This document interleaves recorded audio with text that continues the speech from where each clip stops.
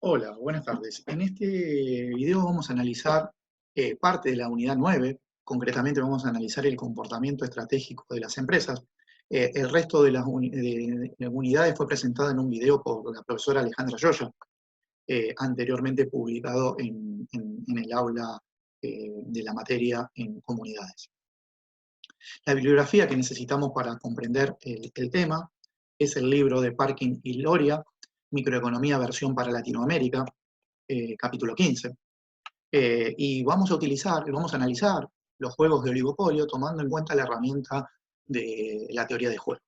¿Sí? Esta herramienta fue desarrollada por von Neumann y Morgenstern en su clásico libro The Theory of the Games and the Economic Behavior en 1944 y consiste en una herramienta útil para estudiar el comportamiento estratégico y la conducta que toma en cuenta el comportamiento esperado de los demás y que además reconoce la interdependencia mutua entre los participantes. El objetivo de la teoría de los juegos es comprender tanto el oligopolio como otras formas de rivalidad económica, política, social y o biológica, mediante un método de análisis diseñado específicamente para explicar los juegos de todo tipo. ¿Sí? ¿Qué características tienen los juegos? Que están constituidos por reglas, tienen estrategias llevadas a cabo por los jugadores, hay recompensas por esas estrategias y existe el resultado del juego. ¿Sí? Uno de los juegos más famosos se denomina el dilema del prisionero. En este juego existen dos personas, Arturo y jugador A, y Bernardo, jugador B, que son capturados infragantis mientras robaban un automóvil. En vista de que no podían alegar inocencia, fueron condenados a 2 años de cárcel cada uno por este delito. Durante sus entrevistas con los dos prisioneros, el fiscal comienza a sospechar que además son responsables del robo de varios millones de dólares de un banco realizado unos meses antes. Pero solo es una sospecha, el fiscal no puede condenarlos por este delito mayor a menos que consiga hacerlos confesar. ¿Cómo logra esto? La respuesta es hacer que los prisioneros entren a un juego con las siguientes reglas. Las reglas. Cada uno de los prisioneros, jugadores, es colocado en una habitación independiente, de modo que no puedan comunicarse entre sí. A cada uno se le dice que es sospechoso de haber participado en el robo al banco. Si ambos confiesan haber cometido este delito más grave, cada uno recibirá una sentencia de 3 años por ambos delitos. Si solo uno confiesa, pero su cómplice no, el primero que lo haga recibirá una sentencia reducida de 1 año, mientras que su cómplice recibirá una sentencia de 10 años. Estrategias son todas las acciones posibles de cada uno de los jugadores. Consideremos la estrategia de Arturo. ¿Sí? Arturo puede confesar o no confesar, y lo mismo para Bernardo, puede confesar o no confesar. ¿Sí? Las recompensas, cada prisionero puede determinar la recompensa que obtendrá en cada una de las situaciones. ¿Sí?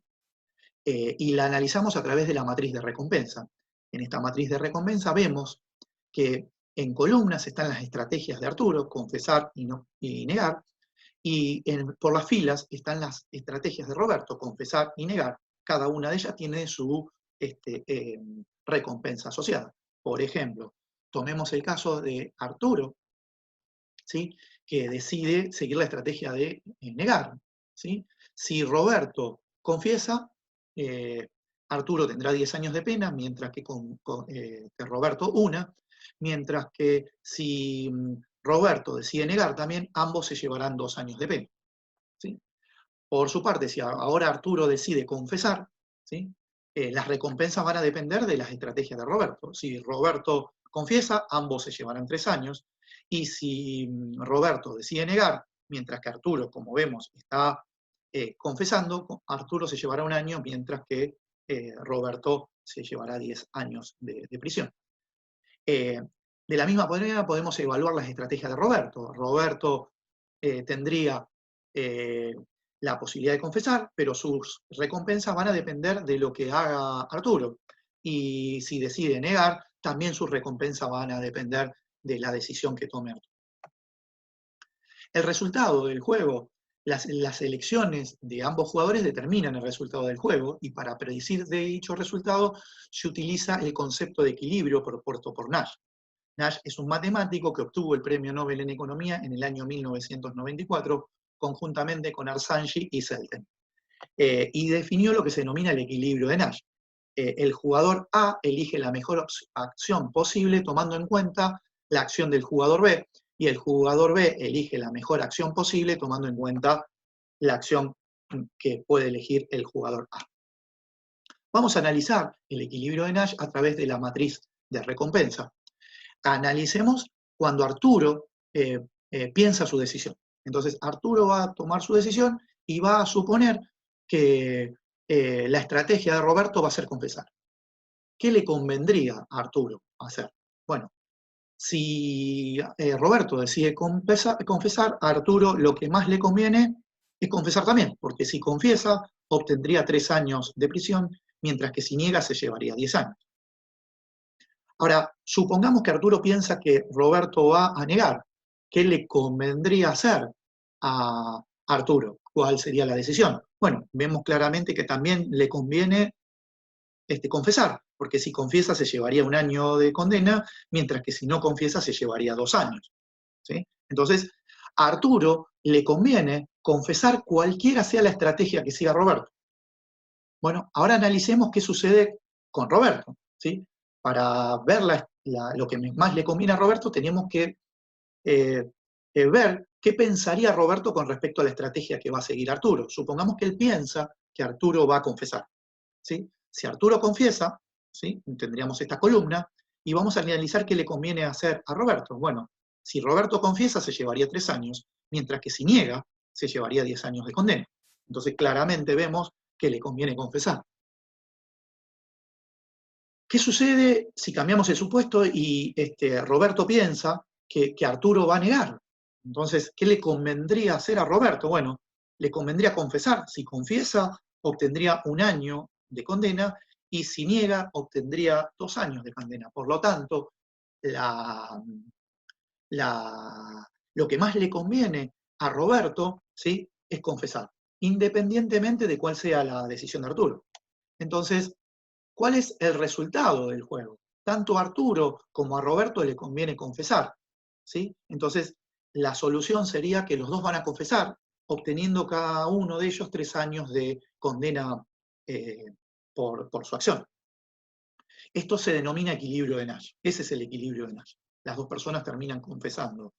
¿En qué supuesto se basan? En el supuesto de la racionalidad, y también están siguiendo una estrategia que se llama del maximum. ¿Qué pasaría si ninguno de los dos confiesa? Si ninguno de los dos confiesa, el resultado sería 2 años para cada uno, que claramente es superior al equilibrio de Nash. Este sería el resultado de solución cooperativa, pero como vimos y como analizamos, no es estable, porque tanto para A como para B lo mejor es confesar, independientemente de lo que hace la otra persona. ¿Sí? En definitiva, el equilibrio de Nash nos muestra que la esencia del juego radica en la estructura de las recompensas. El peor resultado posible para cada jugador consiste en cooperar cuando el otro hace trampa, y el mejor resultado posible cuando ambos jugadores cooperan no es un equilibrio de Nash, porque cooperar, si el otro también lo hace, no se ajusta al interés propio de ningún jugador. Se denomina equilibrio de estrategia dominante, un equilibrio en el que la mejor estrategia de cada jugador consiste en engañar, en este caso confesar, sin importar la estrategia del otro jugador. Estas ideas se contraponen a la idea que planteaba Adam Smith, que la mano invisible fomenta el interés social cuando cada uno de nosotros perseguimos nuestros propios intereses, como vimos en la unidad 8. Nash plantea que existe una incapacidad de lograr el mejor resultado para ambos jugadores, es decir, el mejor resultado social, si ambos jugadores representaran a toda la economía.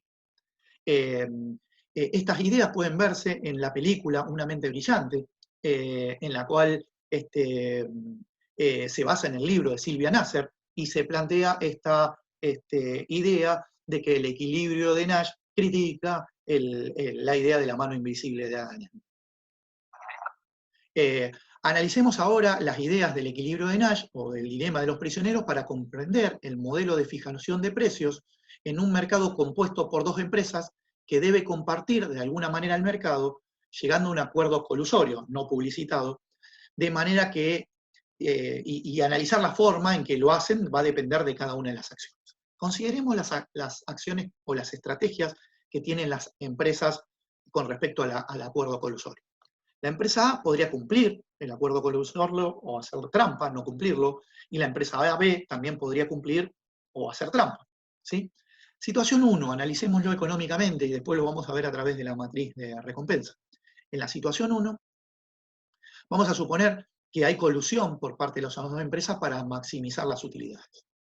De tal manera que las empresas hacen un acuerdo secreto para operar como un monopolio y obtener las máximas utilidades para el cartel, poniéndose de acuerdo, para el cártel, poniéndose de acuerdo respecto a la cantidad total que cada una debe generar. En los gráficos de abajo analizamos en el de la derecha el mercado, ¿sí? Y en el de la izquierda la empresa individual, que en este caso las dos empresas tendrían la misma estructura de costos. Las empresas, como se comportan como monopolio, siguen la regla de que el costo marginal sea igual al ingreso marginal, y producirían 4.000 computadoras por semana a un precio de 9.000 dólares por unidad. Y cada una de ellas produciría 2.000 unidades de computadoras por semana y obtendría una utilidad económica representada por este rectángulo. Resumiendo lo que sucede en esta situación es que tanto la empresa A como B cumplen, generan un nivel de producción cada una de ellas de 2.000 computadoras por semana, obteniendo 2 millones de beneficios cada una de ellas. Segunda situación, una de las empresas, ¿sí?, hace trampa mientras que la otra no. Supongamos que la empresa A hace trampa porque no cumple con el acuerdo, aumentando su producción, sabiendo que con esto bajará el precio del mercado, pero quiere asegurarse que la empresa B siga en el nivel de producción original. Entonces, ¿sí?, en estos gráficos vemos en la empresa que cumple, donde medimos cantidad, como sabemos, y precios, y en este caso medimos la empresa que hace trampa, y en este caso el mercado, la industria. Consideremos la empresa que cumple, producía 2.000 computadoras por semana, la empresa que hace trampa va a producir ahora 3.000 computadoras por semana, de manera que en la industria se van a ofrecer y se van a demandar 5.000 computadoras por semana, a un precio de 7,5. A este precio de 7,5, la empresa que hace trampa obtiene beneficios representados o utilidades económicas representadas por este rectángulo, mientras que la empresa que cumple, ¿sí?, está obteniendo pérdidas representadas por este rectángulo. La situación se puede resumir en el siguiente cuadro. La empresa A cumple, generando un nivel de producción de 2.000 computadoras por semana y teniendo una pérdida de $1.000.000, mientras que la empresa B hace trampa, produce más, 3.000 computadoras por semana, generando un beneficio de 4,5 millones de pesos. La tercera situación es que ambas empresas no cumplen el acuerdo, ¿sí?, y cada una de ellas le dice a la otra que es incapaz de vender su producción al precio estipulado y planea bajar. Como ambas empresas se engañan, cada una propone precios cada vez más bajos. Mientras el precio exceda el costo marginal, cada empresa tendrá un incentivo para aumentar su producción, es decir, para engañar a la otra. Solo cuando el precio se iguale al costo marginal, desaparece el incentivo para hacer trampa. Entonces, en este caso, tenemos que la curva de costo marginal se iguala con el precio, es decir, corta la curva de demanda, ¿sí?, al nivel de cantidades ofrecidas y demandadas de 6.000 unidades por semana a un precio de 6. A este precio, las empresas que tienen la misma estructura de costos, ¿sí?, no tendrían beneficios porque producirían 3.000 unidades de computadora cada una de ellas, y a ese nivel de producción el costo total promedio es mínimo. Por lo tanto, los beneficios son cero. Entonces, reproducimos los resultados de esta situación en las que ninguna de las dos cumple con el acuerdo, hacen trampas. Tanto la empresa A como la B hacen trampa, producen 3.000 computadoras por semana y no obtienen beneficios. Estas ideas se pueden plasmar, esta sería, la solución de industria competitiva. Estas ideas se pueden plantear en la matriz de recompensa, ¿sí?, de tal manera que el equilibrio de Nash, ¿sí?, sería la situación en que las dos empresas hacen trampa. ¿Por qué las dos empresas hacen trampa? Porque es lo que más le conviene a cualquiera de ellas, dada la estrategia que sigue la otra empresa. La solución de colusión sería que las dos empresas obtendrían beneficios por 2 millones cada una, y ambas cumplirían el acuerdo colusorio, pero sabemos que esto no es estable porque a las dos empresas le conviene hacer trampa. Bueno, lo voy a explicar brevemente, porque ya lo hemos analizado, pero ¿cómo razonaríamos para pensar que a las dos empresas, Treta y Engranaje, le conviene hacer trampa? Bueno, tomemos lo siguiente. Consideremos, ¿sí?, la estrategia que va a tomar Treta, dado lo que va a hacer Engranaje. Supongamos que piensa que Engranaje va a hacer trampa. Entonces nos moveríamos sobre esta columna. ¿Cuál sería la mejor estrategia a seguir por Treta? A Treta, si hace trampa, cuando Engranaje hace trampa, le conviene, ¿sí?, hacer trampa, porque no obtendría pérdidas. En cambio, si cumple con el acuerdo, obtendría pérdidas por $1 millón. Razonando de la misma manera como lo hicimos anteriormente, podemos ver que el equilibrio de Nash se va a dar cuando ambas empresas hagan trampa. ¿Tá? También la teoría de los juegos nos permite analizar otro tipo de juegos en el oligopolio, porque las empresas pueden decidir lanzar campañas de publicidad costosas, modificar la calidad del producto, hacer un producto más confiable o más durable, practicar la discriminación de precios y, de ser así, entre qué grupos de clientes y hasta qué nivel, efectuar una gran labor de investigación y desarrollo destinada a disminuir los costos de producción, entrar o salir de la industria. Y cuando una empresa decide hacer eso, ¿qué harán el resto de las empresas del mercado, ¿no? Bueno, otro de los juegos que plantea el libro y que no vamos a analizar, pero cuya solución de equilibrio de Nash es que las dos empresas van a hacer investigación y desarrollo, es la situación en que dos empresas competidoras tienen dos estrategias: gastar $25 millones anuales en investigación y desarrollo, o no realizar ninguna actividad al respecto. Entonces, consideremos cuál sería la mejor decisión que tiene que hacer Kimberly-Clark para esto, ¿sí? Entonces, supongamos que Kimberly-Clark va a decidir en base a lo que piense que va a hacer Procter & Gamble. Kimberly-Clark piensa que Procter & Gamble va a realizar investigación y desarrollo. ¿Qué le conviene hacer a Kimberly-Clark? Bueno, a Kimberly-Clark claramente le conviene, ¿sí?, hacer investigación y desarrollo, porque ganaría $5 millones, cuando si no realiza la investigación y desarrollo perdería $10 millones. Lo mismo sucedería para Kimberly-Clark si piensa que Procter & Gamble no va a hacer investigación y desarrollo. Es decir, le conviene hacer investigación y desarrollo. De tal manera que a Kimberly-Clark, la empresa, le conviene hacer investigación y desarrollo cualquiera sea la decisión que va a tomar Procter & Gamble, ¿sí? Ahora, ¿qué le conviene hacer a Procter & Gamble? Depende de lo que piense que va a hacer Kimberly-Clark. Si supone que Kimberly-Clark va a realizar investigación y desarrollo, a Procter & Gamble claramente lo que le conviene, ¿sí?, es hacer investigación y desarrollo, porque ganaría 45 millones, mientras que si no perdería 10 millones. Y lo mismo si piensa que Kimberly-Clark no va a hacer investigación y desarrollo. Entonces, claramente también a Procter & Gamble le conviene hacer investigación y desarrollo, cualquiera sea, ¿sí?, la decisión que va a llevar a cabo Kimberly-Clark, ¿sí? Entonces, a ambas empresas le conviene o deciden realizar campañas de investigación y desarrollo, o sea que toman la mejor decisión dada la decisión que realiza la otra empresa. Ese es el equilibrio de Nash, ¿sí? Y si ambas empresas coludieran y no realizaran la investigación y desarrollo, tendrían mayores beneficios conjuntos.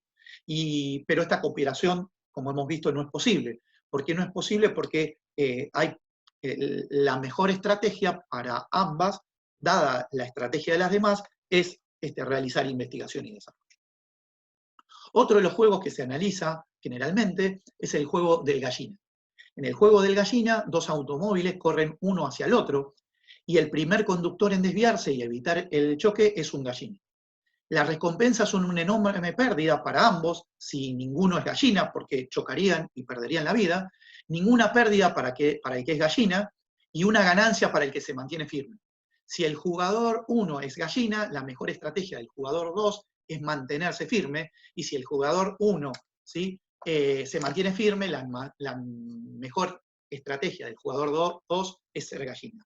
Esta idea del juego de la gallina proviene del fragmento de una película que se llama Rebelde sin causa, dirigida por Nicholas Ray en 1955, y que fue popularizada por Bertrand Russell, ¿sí?, por haberla empleado para explicar el episodio como una metáfora de la Guerra Fría, ¿sí?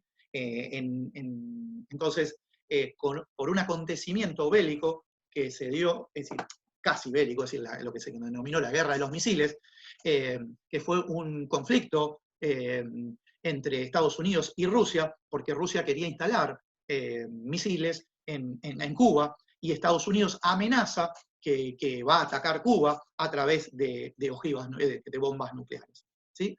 La estrategia, ¿qué va a hacer Rusia al respecto? Puede responder a esa estrategia entrando en el juego de la gallina, o comportarse como gallina, ¿no? Precisamente fue lo que hizo el presidente ruso, Khrushchev, de retirar los misiles de Cuba, bajo la promesa de que Estados Unidos iba a retirar en un futuro los misiles de Turquía.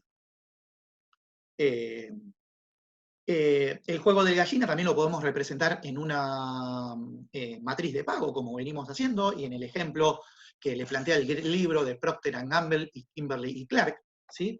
Y la solución del juego es que, ¿sí?, si uno realiza la investigación y desarrollo, el otro no lo va a realizar. Es decir, se supone que el proceso de investigación y desarrollo, que crea una nueva tecnología para fabricar pañales descartables, genera información que no puede mantenerse en secreto ni plantearse, de modo que ambas empresas se benefician de la investigación y desarrollo de cualquiera otra.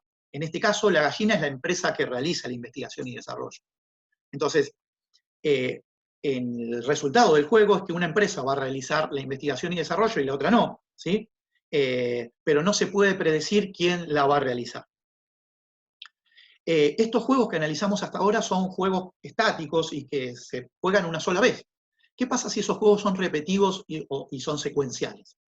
¿Qué pasa si dos empresas juegan un juego de manera repetitiva? Una de ellas tiene la oportunidad de castigar a la otra por el mal comportamiento, ¿tá? Entonces, en este caso, ambos jugadores hacen trampa y cada una de ellas obtiene beneficios económicos iguales a cero. Pero para ninguno de los jugadores, vale la pena comenzar a cumplir unilateralmente el convenio, ya que hacerlo daría por resultado una pérdida para ese jugador y una ganancia para el otro. Ese sería el equilibrio de Nash, ¿sí? Los jugadores obtienen utilidades iguales a las de un monopolio y las comparten. El equilibrio cooperativo podría surgir si el engaño se castigara. Ese sería el equilibrio cooperativo. Entonces, el castigo nos puede llevar al equilibrio cooperativo, que claramente era superior al equilibrio de Nash, ¿no?, en cuanto a la ganancia para las dos partes intervinientes. ¿Qué tipos de castigos nos pueden llevar a este equilibrio cooperativo? Uno es el del ojo por ojo, tit for tat. Una estrategia de ojo por ojo es aquella donde un jugador coopera en el periodo actual solo si el otro jugador cooperó en el periodo anterior, pero hace trampa en el periodo actual si el otro hizo trampa en el periodo anterior. Y la segunda estrategia que nos puede llevar a un equilibrio cooperativo es la estrategia detonante. Es una estrategia en la cual un jugador coopera si el otro también lo hace, pero si el otro hace trampas, entonces el jugador juega de ahí en adelante la estrategia de equilibrio de Nash, ¿sí? Analicemos el caso en que dos empresas juegan un juego de manera repetitiva. Una de ellas tiene la oportunidad de castigar a la otra por mostrar un mal comportamiento. ¿Qué pasa si las dos empresas coluden y lo hacen en un periodo? Obtendrían ganancias en conjuntos, ¿sí?, de 4 millones, más 2 cada una de ellas. ¿Qué pasa si una engaña y después se hace la estrategia de ojo por ojo? Si la que engaña es la empresa A, tendría ganancias por 4,5 millones de dólares, y la empresa B perdía $1 millón, pero como va a sufrir una represalia por parte de la otra, en el otro periodo, y se supone que la empresa A va a mantener su nivel de producción al nivel anterior, la empresa A obtendría una pérdida de 1 millón, mientras que la empresa B tendría una ganancia de 4,5 millones. ¿sí? Claramente las ganancias conjuntas de A y B en cualquiera de estos dos primeros periodos de, de, de, de, de engaño serían de 3,5, inferiores a la ganancia que tendrían por la colusión. Ahora, si entran en el ojo por ojo, en el tercer periodo, cada una de ellas tendría incentivo a no salirse del acuerdo colusorio. Es decir, ¿por qué? Porque sabe que la otra va a actuar y va a responder ojo por ojo y entrar en una guerra de precios. Coludir entonces termina siendo la mejor opción. ¿Qué pasa cuando las empresas ven que hay fluctuaciones en la demanda? O en un mercado existen fluctuaciones en la demanda que provocan o producen fluctuaciones en el precio de monopolio. Cada una de las empresas podrían creer que esto ocurrió debido a que otra empresa le hizo trampa y entonces entrar en una guerra de precios. Esta guerra de precios termina únicamente cuando cada una de las empresas quede satisfecha y considere que la otra está lista para cooperar de nuevo. Habrá ciclos en los que se alterne la guerra de precios y la restauración de los acuerdos de colusión. ¿Sí? Y por último, lo que vamos a analizar es un juego secuencial de entrada a un mercado que es desafiable. ¿Qué es un mercado que es desafiable? ¿Cuándo decimos que un mercado es desafiable? Un mercado es desafiable cuando se puede entrar y salir. Cuando entrar y salir a este mercado es tan fácil que las empresas que lo conforman enfrentan la competencia de entrantes potenciales. ¿Sí? Entonces, consideremos una empresa que toma la decisión en una primera parte del juego y la otra toma la decisión en la segunda parte del juego, de entrar o no al mercado. Para ello tenemos que recurrir a otra herramienta para analizar este juego, ¿sí? Que es secuencial, de árbol de decisión. Entonces, este árbol de decisión va a tener dos etapas. La primera, la empresa que está en el mercado, la empresa veloz, aerolínea veloz, ¿sí? Y que tiene dos opciones, fijar el precio de monopolio o fijar un precio competitivo. ¿Qué hace ante esa decisión en la segunda etapa la empresa que quiere entrar? Aviones, la empresa Aviones. ¿Sí? Tiene dos estrategias, entrar o alternativas, entrar y no entrar. Si entra o no entra, las recompensas de cada una de ellas están marcadas en celeste para Aviones S.A. y en rosa para Aerolíneas Veloz. Ahora, ¿qué pasa si se fija un precio competitivo? ¿Cuál va a ser la decisión de Aviones? También tiene dos decisiones, entrar y no entrar. ¿Tá? Vamos a analizar qué sucede. Si Aerolínea Veloz fija su precio en el nivel competitivo y obtiene utilidades económicas de cero, una estrategia menos costosa, llamada fijación de precios límites, fija el precio al nivel más alto, el mismo que inflige una pérdida a la empresa que entra al mercado. Cualquier pérdida es suficiente para disuadir a la empresa de entrar al mercado, así que no siempre es necesario fijar un precio tan bajo como el precio competitivo. Al precio competitivo, Aviones S.A. incurre una pérdida de $10.000. Si entra al mercado, incluso una pérdida más pequeña mantendría a Aviones S.A. fuera del mercado. Este juego es interesante porque señala la posibilidad de que un monopolio se comporte como una empresa competitiva, como una industria competitiva, y sirve al interés social sin necesidad de regulación. Y esto depende de que la empresa esté comprometida con el precio fijado en la primera etapa. Entonces, los invito para ampliar este tema del juego secuencial en un mercado desafiable, de leer más profundamente el ejemplo planteado en la literatura. Con esto terminamos el tutorial, el video tutorial de la parte de juegos de la unidad 9.